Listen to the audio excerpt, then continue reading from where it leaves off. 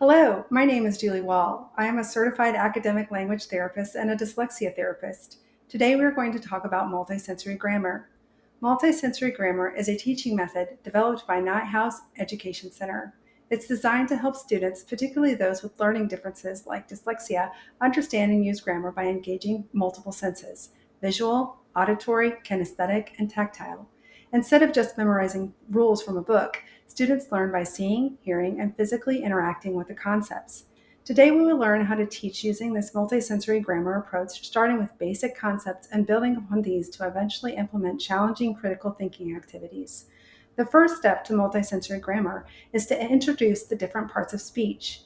Each part of speech should be introduced on a separate day. On day one, students will learn about nouns. In the verbal script concerning nouns, students will hear and eventually be able to repeat whenever learning and doing multisensory grammar. And it sounds like this. Nouns are people, places, and things. Nouns will always be color-coded yellow. Road signs that have very important information are yellow. Nouns carry important information in a sentence, and almost every sentence has a noun.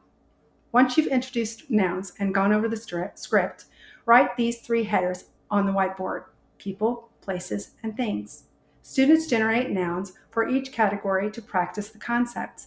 Be sure that students can differentiate between a common noun and a proper noun. On the next grammar day, after you recite the noun script to review nouns, introduce verbs. Verbs they will repeat show action. Road signs that have very, very important information are orange. It is very important, for instance, to know that you must take a detour. Verbs are very important. A sentence is not complete without a verb.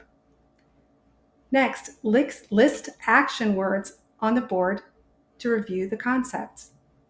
On the next grammar day, review both the noun and verb scripts, then introduce the next part of speech, noun markers.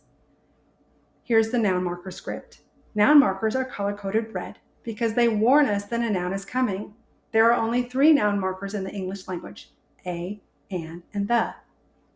Be sure to point out that and comes before nouns that begin with a vowel or a silent H, as in the word hotel. To apply this new concept, write phrases on the board: a dog, the courthouse, an AirPod. Color code the noun marker red by underlining it once in red. Point to the noun and the noun marker is warning. Point to the noun that the noun marker is warning us about in red. Finally, underline the noun yellow.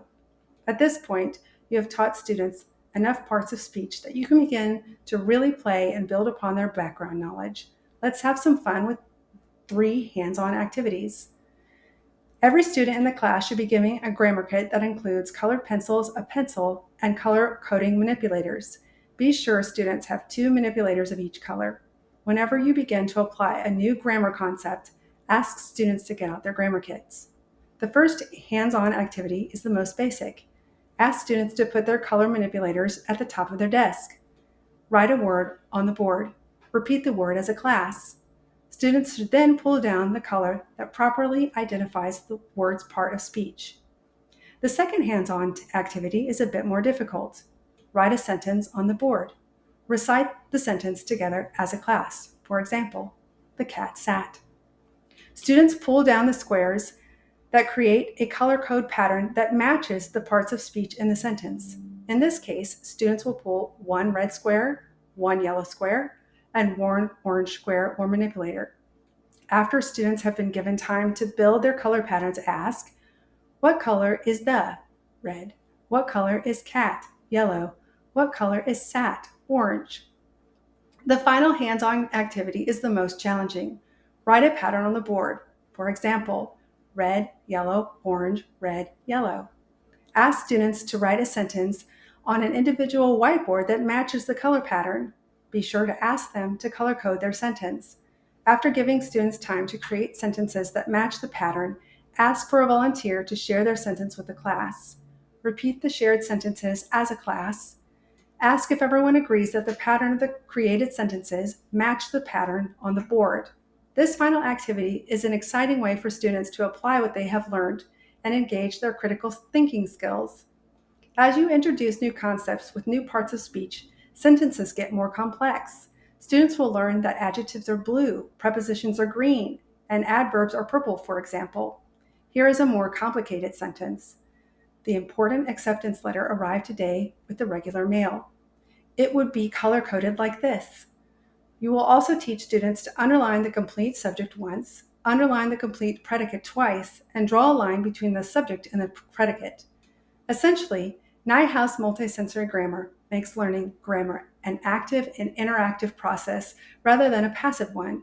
By using sight, sound, and touch, it creates multiple pathways in the brain for information to be stored, which can lead to better understanding and long-term retention.